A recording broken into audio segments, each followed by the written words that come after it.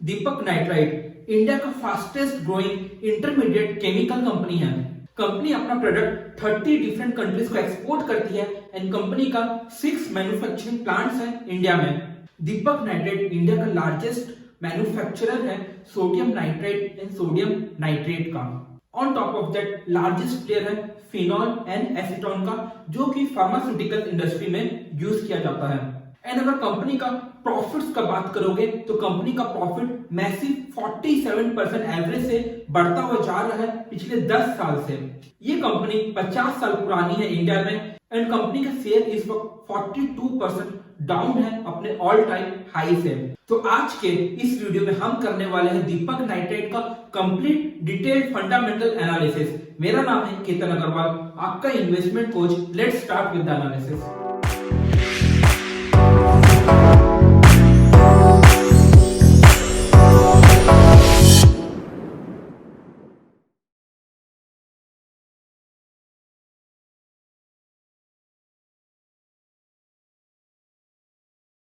तो अब हम आगे बढ़ते हैं प्रेजेंटेशन के साथ। तो आज की इस प्रेजेंटेशन में मैं आपके साथ 6 इंपॉर्टेंट टॉपिक्स कवर करने वाला हूं। सबसे पहला है इंट्रोडक्शन, दूसरा है इंडस्ट्री एनालिसिस, थर्ड है स्वॉट analysis of the company, fourth है फाइनेंशियल्स ऑफ द कंपनी, जो कि इस प्रेजेंटेशन का सबसे इंपॉर्टेंट पार्ट है।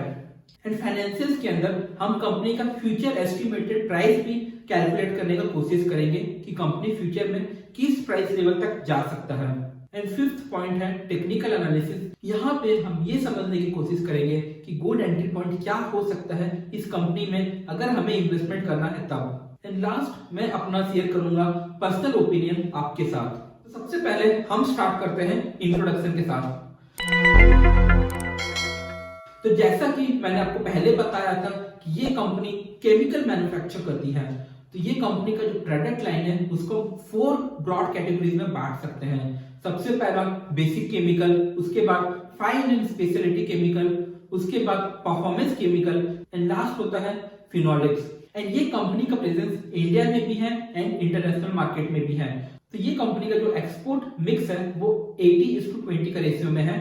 मतलब कंपनी का रेवेन्यू 80% डोमेस्टिक मार्केट से आता है एंड 20% इंटरनेशनल मार्केट से आता है, यानी कि एक्सपोर्ट मार्केट से आता है।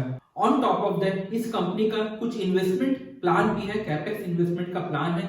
दीपक नाइट्राइट का प्लान है 1500 करोड़ रुपीस इन्वेस्टमेंट करने का, ताकि अपना प्रोडक्शन कैपेसिटी को इंक्रीज कर सके। उसके अलावा ये कंपनी इनऑर्गेनिक ग्रोथ के लिए भी ओपन है, यानी कि ये कंपनी छोटे छोटे कंपनीज को भी एक्वायर कर सकती है अपना ग्रोथ को बढ़ाने के लिए, अपना प्रोडक्शन को इंक्रीज करने के लिए। तो ये कुछ इंडस्ट्रीज आप देख सकते हैं जिसको दीपक नाइट्राइट अपना प्रोडक्ट सेल करती है, जैसा कि agrochemical, detergent, hair dye, pharmaceuticals, dye and pigment, paper, textile, personal care, industrial explosive, glass, rubber. तो ये सारे इंडस्ट्री को दीपक नाइट्राइट अपना प्रोडक्ट को सेल करती है। तो इससे क्या फायदा होता है, देखो अगर एक कंपनी बहुत सारे अलग अलग इंडस्ट्री के ऊपर डिपेंडेंट है अपने कस्टमर्स के लिए, तो यहाँ पे कंपनी का रिस्क एक तो कम हो जाता है। दूसरा ये फायदा है कि हर एक इंडस्ट्री के अंदर इंडिया में हमें काफी ज्यादा ग्रोथ देखने को मिल रहा है, तो उसका पूरा का पूरा फायदा दीपक नाइट्राइट को जरूर मिलेगा, क्योंकि Deepak nitrite one of the leading player है केमिकल इंडस्ट्री के अंदर। तो आगे हम जब फाइनेंशियल को कवर करेंगे तो वहां पे आपको पता चलेगा कि इस कंपनी के अंदर कितना जबरदस्त ग्रोथ आने लग रहा है, कैसे कंपनी का सेल्स और प्रॉफिट बढ़ता हुआ जा रहा है। एंड ये 6 आप देख सकते हैं कंपनी की मैन्युफैक्चरिंग प्लांट्स हैं जो कि इंडिया के अंदर ही है। एंड यहाँ पे आप देख सकते हैं कि दीपक नाइट्राइट कैसी क्लाइंट बेस है, रिलायंस, HUL, UPL, बायोकॉन, सन फार्मा, इंडियन ऑयल, ये सब बड़ी बड़ी कंपनीज दीपक नाइट्राइट का कस्टमर्स हैं। तो दीपक नाइट्राइट का कस्टमर बेस आप देख सकते हैं कि कितना स्ट्रॉन्ग है। नेक्स्ट अब हम कंपनी का प्रोडक्ट लाइन को समझ लेते हैं। तो स्टार्ट करते हैं बेसिक केमिकल। तो बेसिक केमिकल के अंदर जो कंपनी प्रोड्यूस करती है केमिकल, वो कंपनी ह्यूज वॉल्यूम में प्रोड्यूस कर पाती है। एंड यहाँ पे कंपनी का एडवांटेज ह्यूज वॉल्यूम की वजह से अच्छा कॉम्पिटिटिव प्राइस में कस्टमर को सेल कर पाती है एंड बड़े रिक्वायरमेंट में भी डिलीवरी कर पाती है। एंड ये सब जो केमिकल मैन्युफैक्चर करती है कंपनी, उसका रिक्वायरमेंट एग्रोकेमिकल में होता है, फार्मास्यूटिकल्स में होता है, कलर में होता है, रबर इंडस्ट्री में जाता है, water treatment, textile, glass industry, बहुत सारे इंडस्ट्री को बेसिक केमिकल का रिक्वायरमेंट होता है। तो कंपनी का जो 17.31% रेवेन्यू आता है वो बेसिक केमिकल से आता है एंड बेसिक केमिकल 16.46% कंट्रीब्यूट करता है कंपनी का एबिट में, यानी कि earning before interest and tax. Next आता है फाइन एंड स्पेशलिटी केमिकल। तो फाइन एंड स्पेशलिटी केमिकल क्या होता है? ऐसा केमिकल जिसको कि कस्टमाइज किया जाता है कस्टमर्स के रिक्वायरमेंट के हिसाब से। तो अलग अलग कस्टमर्स का अलग अलग रिक्वायरमेंट होता है एंड दीपक नाइट्राइट अपने कस्टमर्स के रिक्वायरमेंट के हिसाब से उसको कस्टमाइज करके देती है। तो अगेन इसका रिक्वायरमेंट कलर इंडस्ट्री में होता है, या तो फार्मास्यूटिकल इंडस्ट्री में होता है, या फिर पर्सनल केयर इंडस्ट्री में भी जाता है। एंड क्योंकि ये कस्टमाइज प्रोडक्ट है तो यहाँ पे कंपनी का मार्जिन भी ज्यादा होता है। तो कंपनी का 17.45% revenue fine and speciality chemical से आता है एंड ये 28.19% कंट्रीब्यूट करता है कंपनी का ईबिट में। तो यहाँ पे जैसा कि मैंने आपको पहले बोला, क्योंकि ये कस्टमाइज प्रोडक्ट है तो यहाँ पे आप देख सकते हो कंपनी का मार्जिन भी ज्यादा है। अब नेक्स्ट उसके बाद आता है परफॉर्मेंस प्रोडक्ट। तो यहाँ पे जो कस्टमर्स का जो डिमांड होता है वो बहुत स्ट्रिंजेंट होता है, यानी कि वहां पे कुछ ज्यादा आप चेंज नहीं कर सकते हो। कस्टमर का बहुत ही ज्यादा स्ट्रिक्ट स्पेसिफिक रिक्वायरमेंट होता है एंड ये केमिकल यूज होता है as a optical brightening agent. तो इसका रिक्वायरमेंट डिटर्जेंट इंडस्ट्री में होता है, टेक्सटाइल इंडस्ट्री में होता है, कलर एप्लीकेशन, प्रिंटिंग, अलग अलग इंडस्ट्री में ये प्रोडक्ट का रिक्वायरमेंट होता है एंड ये प्रोडक्ट कंपनी का रेवेन्यू में 6.93% कंट्रीब्यूट करता है एंड 1.91% कंट्रीब्यूट करता है कंपनी का earning before interest and tax में।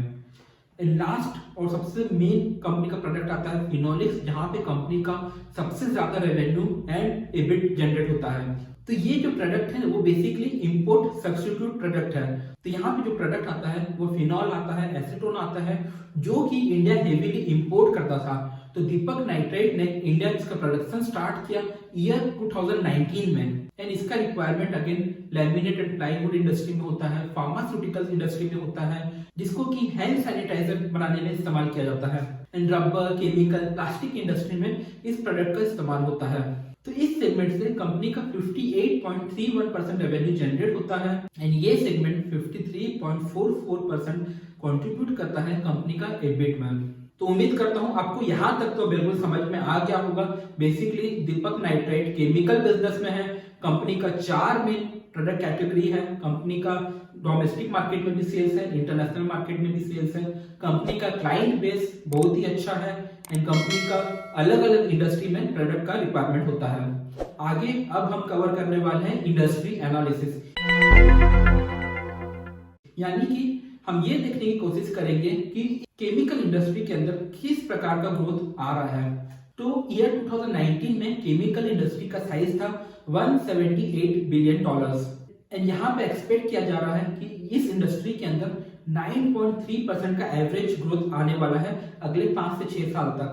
तो यहाँ पे by year 2025 Indian chemical industry का साइज होगा $304 बिलियन एंड जैसा कि मैंने आपको पहले भी बोला कि Deepak nitrite one of the leading player है इस इंडस्ट्री के अंदर, तो ऑब्वियसली दीपक नाइट्राइट का ग्रोथ इंडस्ट्री एवरेज से ज्यादा ही होगा। तो कुछ कुछ फैक्टर्स हैं जो कि इस इंडस्ट्री के अंदर अच्छा ग्रोथ लेके आ रहे हैं, जैसा कि high disposable income, urbanisation, rural market में अच्छा से कंजम्पशन होना।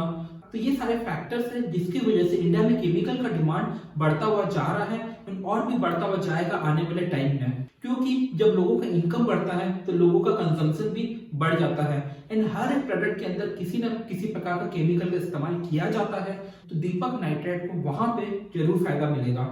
और एक सबसे इंपॉर्टेंट पॉइंट जो मैं यहाँ पे कवर करने वाला हूँ वो देखो, कोविड तक बहुत सारे कंट्रीज चाइना के ऊपर डिपेंडेंट थे अपने सारे के सारे रॉ मटेरियल या तो केमिकल के रिक्वायरमेंट के लिए, बट कोविड के बाद से हर एक कंट्री अपने डिमांड, अपने रिक्वायरमेंट को शिफ्ट करना चाह रही है किसी दूसरे कंट्री में एंड इंडिया यहाँ पे सेकंड ऑप्शन बनता हुआ जा रहा है हर एक कंट्री के लिए, क्योंकि इंडिया में जो पॉलिटिकल सिचुएशन है, इकोनॉमिक कंडीशन है, वो काफी बेहतर है कंपेयर टू अदर कंट्रीज। तो यहाँ पे जैसे इंडिया में अगर डिमांड पुश हो जाएगा अलग कंट्री से तो ऑब्वियसली दीपक नाइट्राइट का यहाँ पे ग्रोथ बढ़ जाएगा। तो ये भी एक बहुत ही बड़ा पॉजिटिव फैक्टर है दीपक नाइट्राइट के लिए। उम्मीद करता हूँ यहाँ तक तो आपको क्लियर हो गया होगा। हमने कंपनी के बारे में देखा एंड हमने इंडस्ट्री के बारे में भी देखा। अब हम वापस आ जाते हैं कंपनी के अंदर एंड यहाँ पे हम करने वाले हैं कंपनी का स्वॉट एनालिसिस, मतलब कंपनी का क्या ताकत है, स्ट्रेंथ क्या है वो हम देखेंगे, कंपनी का कमजोरी क्या है, वीकनेस क्या है वो हम देखेंगे, कंपनी के पास क्या नया अपॉर्चुनिटी आ सकता है हम वो देखेंगे, एंड कंपनी को क्या थ्रेट है, मतलब ऐसा कौन सा सिचुएशन है जो कि कंपनी के लिए नुकसानदायक हो सकता है। तो ये 4 इंपॉर्टेंट पॉइंट्स हम यहाँ पे इस वक्त कवर करने वाले हैं। तो सबसे पहला स्ट्रेंथ है कंपनी का wide range of product with diverse application. तो जैसा कि मैंने आपको पहले बताया कि दीपक नाइट्रेट बहुत सारे अलग अलग इंडस्ट्री को सर्व करती है, जैसा कि एग्रोकेमिकल हो गया, पर्सनल केयर हो गया, रबर, टेक्सटाइल, ग्लास, तो बहुत सारे इंडस्ट्री को दीपक नाइट्रेट टच करती है। तो यहाँ पे उस वजह से क्या होता है कि कंपनी का जो रिस्क होता है वो कम हो जाता है, क्योंकि सपोज अगर एक इंडस्ट्री के अंदर डिमांड फॉल होता है, डिमांड खत्म हो जाता है, तो दूसरा इंडस्ट्री तो है, दूसरा प्रोडक्ट लाइन तो है, तो यहाँ पे ऑब्वियसली ये कंपनी का स्ट्रेंथ बन जाता है। Second point is international presence and deep rooted relationship. तो जैसा कि मैंने आपको पहले बताया कि दीपक नाइट्रेट का एक्सपोर्ट मार्केट में भी बिजनेस है, एंड ऊपर से कंपनी इंडिविजुअल क्लाइंट का जो स्पेसिफिक रिक्वायरमेंट होता है, कस्टमाइजेशन का रिक्वायरमेंट होता है, वो दीपक नाइट्रेट पूरा करके दे पाती है, एंड उस वजह से कंपनी अपने कस्टमर्स के साथ अच्छा लॉन्ग टर्म रिलेशनशिप मेंटेन कर पाती है। थर्ड है सस्टेनेबल अप्रोच। तो यहाँ पे दीपक नाइट्रेट बहुत ज्यादा इन्वेस्टमेंट करती है ताकि अपना कार्बन एमिशन जो होता है उसको कम कर सके। एंड आपको पता होगा जो बड़े बड़े ब्रांड्स, बड़े बड़े कंपनीज होती हैं, वो उसी कंपनी के साथ काम करना चाहती हैं जिसका कार्बन एमिशन कम होता है। तो यहाँ पे ये दीपक नाइट्रेट के लिए एक पॉजिटिव पॉइंट बन जाता है। Fourth point is strong supply chain and logistic management. जैसा कि आपको पता है दीपक नाइट्रेट 50 साल पुराना कंपनी है, तो कंपनी का सप्लाई चेन काफी ज्यादा स्ट्रॉन्ग हो चुका है। तो कंपनी यहाँ पे इस वक्त कैपेबल है बड़ा से बड़ा ह्यूज वॉल्यूम में गुड्स को इजीली सप्लाई कर सके किसी भी लोकेशन पे। Fifth point is strong technical know how. तो आपको पता होगा कि केमिकल जो होता है बहुत ही कॉम्प्लेक्स प्रोडक्ट होता है, एंड उसको डील करना, उसका जो प्रोसेस होता है वहां पे एक्सपर्ट नॉलेज का रिक्वायरमेंट होता है। तो दीपक नाइट्रेट क्योंकि एक वेल एक्सपीरियंस कंपनी है, मार्केट लीडर है, तो कंपनी को पता है हर एक प्रोसेस से कैसे डील किया जाता है, कैसे केमिकल को मैन्युफैक्चर किया जाता है, एंड ये जो एक्सपर्ट रिक्वायरमेंट होता है उसकी वजह से एंट्री बैरियर बन जाता है न्यू प्लेयर्स के लिए इस इंडस्ट्री में। And last point is competent management team. तो यहाँ पे इस वक्त दीपक नाइट्रेट की जो मैनेजमेंट टीम है वो 10 साल से भी ज्यादा पुरानी है, तो उनको बिजनेस का बहुत ही ज्यादा अच्छा से अंडरस्टैंडिंग है कि कैसे बिजनेस को चलाया जाता है, कैसे इस इंडस्ट्री में चेंजेस आता है, एंड हमें कैसे हमेशा अप टू डेट रहना है। नेक्स्ट अब हम यहाँ पे कवर कर लेते हैं कि कंपनी का कुछ कुछ वीकनेस है वो क्या है। तो पहला पॉइंट है वॉलेटिलिटी इन रॉ मटेरियल प्राइसेस। तो देखो रॉ मटेरियल का जो प्राइसेस होता है वो कॉन्स्टेंटली बदलते रहता है based on supply and demand, economical condition, political condition, या तो फिर कुछ ट्रांसपोर्ट का इशू या तो लेबर का इशू की वजह से बढ़ सकता है तो घट सकता है। तो इस वजह से क्योंकि प्राइस हमेशा चेंज होता रहता है, दीपक नाइट्रेट के लिए डिफिकल्ट हो जाता है फोरकास्ट करना कि आने वाले टाइम में उनका कॉस्ट ऑफ प्रोडक्शन क्या होगा, एंड इस वजह से कंपनी का शॉर्ट टर्म में प्रॉफिट मार्जिन इफेक्ट हो सकता है। उसके बाद है स्कैर्सिटी ऑफ सस्टेनेबल रिसोर्सेज। तो देखो जो केमिकल का जो मैन्युफैक्चरिंग होता है वहां पे पावर का रिक्वायरमेंट बहुत ही ज्यादा होता है, एंड दीपक नाइट्रेट अभी भी ट्रेडिशनल वे से इलेक्ट्रिसिटी जनरेट करते हैं, जैसा कि थर्मल पावर हो गया, क्योंकि जो न्यू टेक्नोलॉजी है जैसा कि सोलर पावर या तो विंड एनर्जी वो अभी भी कंपनी के लिए बहुत ज्यादा फिजिबल नहीं है। एंड लास्ट पॉइंट है adverse movement in foreign exchange.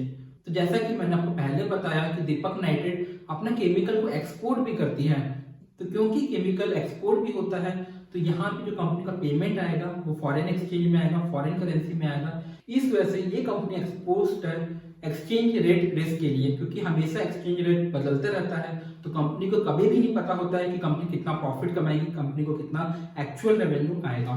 तो अब हम यहाँ पे कवर कर लेते हैं अपॉर्चुनिटीज। तो पहला पॉइंट है सब्स्टिट्यूट ऑफ इंपोर्ट्स। तो as a part of business strategy Deepak nitrate वो सब प्रोडक्ट को टारगेट करती है जो कि इंडिया में हेवीली इंपोर्ट किया जाता है। For example phenol and acetone, इसका प्रोडक्शन कंपनी ने स्टार्ट किया 2019 में, क्योंकि ये दो केमिकल ऐसे थे जो कि हेवीली इंपोर्ट होता था पहले, एंड जब से ये कंपनी डील करना स्टार्ट की है इस दोनों प्रोडक्ट में कंपनी का रेवेन्यू बहुत बढ़ गया है, क्योंकि इसका रिक्वायरमेंट इंडिया में काफी ज्यादा था। तो ऐसा और भी केमिकल जो कि इंडिया में हेवीली इंपोर्ट किया जा सकता है, वो एक अपॉर्चुनिटी है दीपक नाइट्रेट के लिए वहां पे बिजनेस को स्टार्ट करना। सेकेंड पॉइंट है government support and initiative. India में गवर्नमेंट कई सारी स्कीम लॉन्च की हुई है, जैसा कि मेक इन इंडिया, आत्मनिर्भर भारत, पीएलआई स्कीम। इसकी वजह से दीपक नाइट्रेट को इजी हो जाता है किसी भी प्रकार का रेगुलेटरी रिक्वायरमेंट को फुलफिल करना। एंड यहाँ पे क्योंकि गवर्नमेंट का अच्छा सपोर्ट है तो ये कंपनी फॉरेन प्लेयर्स के साथ भी कोलैबोरेशन कर सकती है प्रोडक्शन का डेवलपमेंट के लिए। एंड वहां से अगर इन्वेस्टमेंट लेके आना है तो वो भी बिल्कुल पॉसिबल है दीपक नाइट्रेट के लिए। एंड लास्ट पॉइंट है encouraging prospects for Indian exporters. जैसा कि मैंने आपको पहले बोला कि बहुत सारी कंपनी का गोल है कि अपना डिपेंडेंसी चाइना से कम करें, तो ये बहुत ही अच्छा अपॉर्चुनिटी बन जाता है इंडियन एक्सपोर्टर्स के लिए। तो लास्ट पॉइंट है risk of threat, risk of obsolescence. तो यहाँ पे देखो केमिकल इंडस्ट्री में हमेशा कुछ ना कुछ टेक्नोलॉजिकल एडवांसमेंट होता रहता है, कुछ चेंजेस आते रहता है। तो चेंजेस प्रोडक्ट का रिक्वायरमेंट में भी आ सकता है, मैन्युफैक्चरिंग प्रोसेस में भी आ सकता है। दीपक नाइट्रेट ऑलरेडी प्रोडक्ट को डेवलप कर चुकी है, प्रोसेस को भी डेवलप कर चुकी है, उसके अंदर काफी पैसा भी इन्वेस्टमेंट कर चुकी है एंड टाइम भी इन्वेस्टमेंट कर चुकी है। बट यहाँ पे अगर कुछ मेजर चेंजेस आता है प्रोडक्ट में या तो प्रोसेस में, तो वो दीपक नाइट्रेट के लिए थोड़ा सा मुश्किल वाला सिचुएशन हो सकता है क्योंकि इन्वेस्टमेंट ऑलरेडी हो चुका है। तो इस सिचुएशन को ओवरकम करने के लिए दीपक नाइट्रेट कॉन्स्टेंटली खुद को अपडेट करते रहती है, न्यू रिक्वायरमेंट को फुलफिल कर सकती है, अपने को खुद को रिव्यू करती है कि कहाँ पे हम खुद को अपडेट कर सकते हैं ताकि हम लेटेस्ट रिक्वायरमेंट को फुलफिल कर सके। तो कंपनी कॉन्स्टेंटली टेक्नोलॉजिकल एडवांसमेंट करती रहती है। एंड लास्ट पॉइंट है लिमिटेड ट्रेंड मैन पावर। तो यहाँ पे आपको पता होगा केमिकल को हैंडल करना काफी ज्यादा कॉम्प्लेक्स होता है एंड इंडिया में ट्रेंड मैन पावर का कभी कभी कमी हो सकता है एंड होता भी है। तो ये कंपनी के लिए थ्रेट हो सकता है कि अगर right kind of skill available नहीं है कंट्री के अंदर तो दीपक नाइट्रेट का प्रोडक्शन या एक्सपेंशन प्लान को इफेक्ट पड़ सकता है। अब हम यहाँ पे कवर कर लेते हैं इस प्रेजेंटेशन का सबसे इंपॉर्टेंट पार्ट, फोर्थ पार्ट, जो कि है फाइनेंशियल्स। तो स्टार्ट हम करते हैं कंपनी का एनुअल प्रॉफिट एंड लॉस। तो कंपनी का YoY सेल्स ग्रोथ देखोगे ईयर 2021 एंड 22 का, तो वहां पे आपको 56% का ग्रोथ देखने को मिलेगा कंपनी का रेवेन्यू के अंदर। कंपनी का लास्ट 5 इयर्स का एवरेज ग्रोथ देखोगे तो वो है 37.75%, जो कि काफी हाई है खुद में। एंड अगर आप बात कर लोगे कंपनी का प्रॉफिट का, तो वहां पे आपको YoY प्रॉफिट ग्रोथ 37.5% में है एंड 5 इयर्स का एवरेज प्रॉफिट ग्रोथ देखोगे तो 61.87% है, जो कि एक मैसिव ग्रोथ रेट है। तो यहाँ पे हम देख सकते हैं जो कंपनी का प्रॉफिट है वो एक एक्स्ट्रा ऑर्डिनरी ग्रोथ रेट से बढ़ता हुआ जा रहा है एंड कंपनी का रेवेन्यू ग्रोथ भी इंप्रेसिव है। एंड यहाँ पे आप दीपक नाइट्रेट को अपने कंपटीटर्स के साथ कंपेयर करके देख सकते हो कि ये कंपनी कितना बेटर परफॉर्म कर रही है compare to other chemical manufacturers in India. And अब हम बात कर लेते हैं क्वार्टर रिजल्ट्स का। तो यहाँ पे आप देखोगे Q4 FY22 में कंपनी का जो प्रॉफिट है वहां पे हमें फॉल देखने को मिल रहा है एंड उसका मेजर रीजन ये है कि जो रॉ मटेरियल का प्राइसेस है वो शॉर्ट टर्म में बढ़ गया है। रिसेंटली रॉ मटेरियल का जो प्राइसेस है वो बढ़ गया है, उस वजह से कंपनी का प्रॉफिट मार्जिन कम हो गया है थोड़ा सा रिसेंट क्वार्टर में। इस वजह से कंपनी का प्रॉफिट भी हमें गिरता हुआ नजर आ रहा है। एंड अब हम यहाँ पे कवर कर लेते हैं कंपनी का नेट प्रॉफिट मार्जिन। तो इस कंपनी का नेट प्रॉफिट मार्जिन 50.68% में है, जो कि काफी ज्यादा इंप्रूव हुआ है अगर इसको कंपेयर करोगे 2017 से, जो कि सिर्फ मेरे 7% में था। तो यहाँ पे कंपनी का नेट प्रॉफिट मार्जिन पिछले 5 साल में डबल हो गया है। एंड यहाँ पे अगर आप कंपनी का ROCE के बारे में बात करोगे, रिटर्न ऑन कैपिटल एम्प्लॉयड, जो कि ये बताता है कि एक कंपनी अपना कैश को कितना ज्यादा एफिशिएंटली यूटिलाइज कर रही है।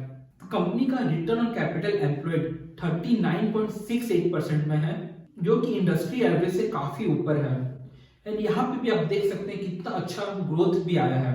नेक्स्ट अब हम कवर कर लेते हैं कंपनी का शेयर होल्डिंग पैटर्न क्या है। तो यहाँ पे आप देख सकते हैं कंपनी का जो प्रमोटर होल्डिंग है वो 45.72% में है, FIS का होल्डिंग 8.76%, DIS का 10.02% एंड पब्लिक का होल्डिंग 35.49% पे है। तो यहाँ पे हमें ये पता चलता है क्योंकि बड़े बड़े इंस्टीट्यूशनल इन्वेस्टर्स होते हैं, उन्होंने भी दीपक नाइट्रेट के अंदर इन्वेस्टमेंट कर रखा है। नेक्स्ट अब हम बात कर लेते हैं कंपनी का बैलेंस शीट का। तो यहाँ पे मैं आपको 3 इंपॉर्टेंट चीजें बताना चाहता हूँ। पहला तो आप देखो कंपनी का रिजर्व, तो वहां पे आपको देखो कॉन्स्टेंटली ग्रोथ देखने को मिलेगा कंपनी का रिजर्व के अंदर। एंड अगर आप कंपनी का बोरोइंग्स देखोगे तो वहां पे सिग्निफिकेंट फॉल आया है। कंपनी का जो उधार होता है, जो उधार पेमेंट करना है, वो कंपनी का काफी कम हो गया है। एंड रिसेंट 2 इयर्स में यहाँ पे बहुत ही ज्यादा फॉल आया है, जो कि काफी ज्यादा पॉजिटिव है कंपनी के लिए। एंड थर्ड, अगर कंपनी का फिक्स्ड एसेट देखोगे तो वो कॉन्स्टेंटली ईयर आफ्टर ईयर बढ़ता हुआ जा रहा है, जो कि काफी पॉजिटिव साइन है। इससे हमें ये पता चलता है कि कंपनी अपना प्रोडक्शन कैपेसिटी को इंक्रीज कर रही है, इसलिए कंपनी का फिक्स्ड एसेट बढ़ता हुआ जा रहा है ईयर आफ्टर ईयर। नेक्स्ट, अब हम यहाँ पे कवर कर लेते हैं कंपनी का रेशियोज। यहाँ पे हम काफी सारे पॉइंट्स ऑलरेडी कवर कर चुके हैं, जैसा कि कंपनी का नेट प्रॉफिट मार्जिन 15.68% में है, जो कि काफी इंप्रेसिव है। कंपनी का रिटर्न ऑन कैपिटल एम्प्लॉयड 39.68% में है, जो कि अगेन हाईएस्ट इंडस्ट्री के अंदर। कंपनी का डेट इक्विटी रेशियो 0.09% में है, क्योंकि कंपनी का बुक में ज्यादा डेट है ही नहीं। अगेन बहुत ही पॉजिटिव साइन है। कंपनी का प्रमोटर होल्डिंग 45.7% में है। एंड कंपनी का बुक वैल्यू इस वक्त 245 रुपीज है। एंड कंपनी का प्राइस टू बुक वैल्यू देखोगे तो 6.98 टाइम्स है, जो कि इंडस्ट्री एवरेज के हिसाब से है। तो यहाँ पे हमें ये पता चल जाता है कि इस वक्त दीपक नाइट्रेट बहुत ज्यादा ओवर वैल्यूड नहीं है। एंड कंपनी का पी रेशियो 21.9 में है, इंडस्ट्री एवरेज 22.8 में है। एंड कंपनी का मीडियन पी 19.6 में है। तो अगेन हमें यहाँ पे पी रेशियो से भी ये पता चलता है कि इस वक्त दीपक नाइट्रेट ज्यादा ओवर वैल्यूड नहीं है। एंड दूसरा सबसे बड़ा बात, दीपक नाइट्रेट के अंदर रिसेंटली 42% का फॉल आया है अपने ऑल टाइम हाई से। उस वजह से भी दीपक नाइट्रेट इस वक्त अपने मीडियम पी के पास में ट्रेड हो रही है, इंडस्ट्री एवरेज से नीचे ट्रेड हो रही है। तो हमें ये पता चलता है कि इस वक्त इस कंपनी में इन्वेस्टमेंट करना एक अच्छा अपॉर्चुनिटी हो सकता है। तो अब हम यहाँ पे कैलकुलेट कर लेते हैं कि कंपनी का एस्टिमेटेड फ्यूचर प्राइस क्या हो सकता है based on EPS growth rate. तो यहाँ पर कंपनी का करेंट ईपीएस देखोगे तो 78.2 है। एंड जो कंपनी का ईपीएस बढ़ता हुआ जा रहा है पिछले 5 साल में, वो 60% का एवरेज ग्रोथ रेट से बढ़ रहा है। यानी कि कंपनी का जो ईपीएस बढ़ रहा है वो हर साल 60% से बढ़ता हुआ जा रहा है। तो यहाँ पे हम ये एज्यूम करते हैं कि आने वाले 5 साल में कंपनी का जो ईपीएस है वो 30% से ग्रो करेगा। तो यहाँ पे हम काफी ज्यादा कंजर्वेटिव हैं। कंपनी का एग्जिस्टिंग ग्रोथ रेट 60 है, बट हम एज्यूम कर रहे हैं कि आने वाले टाइम में कंपनी का ईपीएस 30 से ग्रो करेगा। तो अगर कंपनी का ईपीएस 30 से ग्रो करता है तो 5 साल के बाद कंपनी का ईपीएस हो जाएगा 290। एंड यहाँ पे आप ईपीएस को मल्टीप्लाई करोगे कंपनी का मीडियन पी से, जो कि 20 बोल सकते हैं, तो 5 साल के बाद कंपनी का शेयर प्राइस 5,800 रुपीज हो सकता है। अगर कंपनी का ईपीएस 30% से ग्रो करता है तो कंपनी का शेयर प्राइस 5,800 के आसपास होना चाहिए। तो इससे भी हमें ये पता चलता है कि ये कंपनी में इन्वेस्टमेंट करना एक अच्छा अपॉर्चुनिटी हो सकता है। अब हम यहाँ पे कवर कर लेते हैं इस कंपनी का 5th पार्ट, जो कि है कंपनी का टेक्निकल एनालिसिस। समझने की कोशिश करते हैं कि कौन सा एंट्री पॉइंट अच्छा हो सकता है इन्वेस्टमेंट करने के लिए। तो यहाँ पे अब हम कर लेते हैं दीपक नाइट्रेट का टेक्निकल एनालिसिस। तो यहाँ पे आप देख सकते हैं मैंने 2 लाइन ड्रॉ किया हुआ है, जो कि कुछ नहीं बल्कि स्ट्रॉन्ग सपोर्ट एरिया है दीपक नाइट्रेट के लिए। तो यहाँ पे आप देख सकते हैं जो सबसे पहला सपोर्ट है वो अराउंड इस लेवल पे है 1708। एंड इसके आसपास ही ये शेयर इस वक्त ट्रेड होने लग रहा है, अपने सपोर्ट एरिया के आसपास ही ट्रेड हो रहा है। एंड दूसरा जो सपोर्ट है उसके बाद वो है 1545 लेवल पे, जो कि करीब करीब 150-160 पॉइंट्स डाउन बोल सकते हैं करंट प्राइस लेवल से। एंड दूसरा सबसे इंपॉर्टेंट चीज मैं आपको यहाँ पे दिखा देता हूँ कि यहाँ पे आप देखेंगे ऑल टाइम हाई से, तो ये कंपनी के अंदर करीब करीब 42% का फॉल आया हुआ है इस वक्त। तो ये एक अच्छा अपॉर्चुनिटी है, काफी फॉल आ चुका है। तो यहाँ पे देखो, यहाँ पे जो कंपनी का फॉल आया है वो इस वजह से नहीं आया कि कंपनी का सेल्स गिर रहा है या प्रॉफिट गिर रहा है, वो तो बढ़ता हुआ जा रहा है। कंपनी का प्रॉफिट भी बढ़ रहा है, सेल्स भी बढ़ रहा है, उसके बाद भी कंपनी के अंदर फॉल आया है, अच्छा करेक्शन आया है। तो मुझे लगता है ये एक अच्छा अपॉर्चुनिटी हो सकता है। तो यहाँ पे मेरे राय में अगर इस कंपनी के अंदर और फॉल आता है तो बिटवीन 1500 एंड 1700 के बीच में कभी भी खरीदना मेरे राय में एक अच्छा एंट्री पॉइंट हो सकता है लॉन्ग टर्म इन्वेस्टमेंट के पॉइंट ऑफ व्यू से। तो ये था दीपक नाइट्रेट का टेक्निकल एनालिसिस। अब हम यहाँ पे कवर कर लेते हैं इस प्रेजेंटेशन का लास्ट पार्ट, जो कि है पर्सनल ओपिनियन। मेरी पर्सनल ओपिनियन मैं आपके साथ शेयर करूंगा। तो सबसे पहला पॉइंट तो ये है कि huge potential in the industry. India में हर एक इंडस्ट्री के अंदर काफी ज्यादा ग्रोथ आ रहा है, बहुत ही रैपिडली आ रहा है एंड बहुत ज्यादा ग्रोथ आ रहा है। दीपक नाइट्रेट एक ऐसी प्लेयर है जो कि बहुत सारी इंडस्ट्री के लिए रॉ मटेरियल प्रोवाइड करती है। तो जैसा जैसा सारा इंडस्ट्री ग्रो करेगा वैसा वैसा दीपक नाइट्रेट भी ग्रो करेगा। तो जैसा कि मैंने आपको पहले भी बोला, बहुत सारे कंट्रीज अपना डिपेंडेंसी चाइना में कम करना चाहती हैं, तो ऑब्वियसली इंडिया के लिए वो एक अच्छा अपॉर्चुनिटी है ग्रो करने के लिए। तो उस वजह से दीपक नाइट्रेट को यहाँ पे ऑब्वियसली फायदा मिलेगा। Second point is company has good experience in wide diversified product. तो यहाँ पे जैसा कि मैंने आपको पहले बोला कि कंपनी 50 साल पुरानी है, तो कंपनी का अच्छा एक्सपीरियंस है इंडस्ट्री के अंदर। कंपनी की मैनेजमेंट टीम काफी अच्छी है, कंपनी पास्ट में अच्छा नंबर्स ला के दिखाई है, कंपनी का प्रॉफिट मार्जिन कितना अच्छा बढ़ा हुआ है, कंपनी का प्रॉफिट में ग्रोथ अच्छा है एंड सबसे बड़ी बात, कंपनी बहुत सारी इंडस्ट्री को टच करती है। तो यहाँ पे कंपनी का डिपेंडेंसी एक इंडस्ट्री के ऊपर बिल्कुल भी नहीं है, तो उस वजह से कंपनी का ये एक एडवांटेज मान सकते हैं। Third point is huge customer base and export capability. तो यहाँ जैसे कि मैंने आपको पहले बताया कि कंपनी का कस्टमर बेस काफी अच्छा है एंड बड़े बड़े कंपनीज दीपक नाइट्रेट की क्लाइंट है, जैसे रिलायंस जैसा कंपनी दीपक नाइट्रेट से रॉ मटेरियल खरीदता है, सन फार्मा है, बायोकॉन है, इंडियन ऑयल है, ठीक है, तो यूपीएल है, बहुत सारे बड़े बड़े कंपनीज दीपक नाइट्रेट का कस्टमर है and Deepak nitrate export market में भी बिजनेस कर रही है। तो ऑब्वियसली आने वाले टाइम में हमें यहाँ पे भी ग्रोथ देखने को मिल सकता है। Fourth point is sales and profit growth is extraordinary. तो जैसा कि मैंने आपको पहले बताया कि कंपनी का जो सेल्स है वो काफी अच्छे रेट से ग्रो कर रहा है, 37.75% से ग्रो करने लग रहा है। At the same time company का जो एवरेज प्रॉफिट ग्रोथ है वो 61.68% का है, अगेन वो भी काफी बड़ा है खुद में। एंड कंपनी का मार्जिन में भी काफी इंप्रूवमेंट आया है, जैसा कि मैंने आपको पहले बताया 7% से 15% तक चला गया है एंड कंपनी का रिटर्न ऑन कैपिटल एम्प्लॉयड भी काफी अच्छा है। तो यहाँ पे नंबर्स एंड रेशियो में हमें कोई भी डाउट नहीं है, तो ये बहुत ही अच्छा फैक्टर है कंपनी के लिए। एंड लास्ट पॉइंट, इस कंपनी का जो स्टॉक है उसमें काफी हमें फॉल देखने को मिला है, 42% का फॉल देखने को मिला अपने ऑल टाइम हाई से। तो अगेन ये फॉल भी काफी अट्रैक्टिव बन जाता है इन्वेस्टमेंट करने के लिए। तो ये मेरी पर्सनल ओपिनियन है। आपको अगर इन्वेस्टमेंट करना है इस कंपनी में तो आप अपनी एनालिसिस जरूर करें, अपने रिसर्च करें, या तो फिर अपने इन्वेस्टमेंट एडवाइजर के साथ आप जरूर कंसल्ट करें किसी भी प्रकार का इन्वेस्टमेंट करने से पहले। तो उम्मीद करता हूं आज की इस प्रेजेंटेशन में आपको काफी यूजफुल इंफॉर्मेशन मिला होगा एंड आपको कुछ ना कुछ नया सीखने को जरूर मिला होगा। अगर वीडियो आपको पसंद आई तो वीडियो को लाइक जरूर करना एंड चैनल को सब्सक्राइब करना बिल्कुल मत भूलना। चलिए दोबारा मिलूंगा एक नई कंपनी के साथ, एक नई एनालिसिस के साथ। Bye, take care, enjoy, happy investing.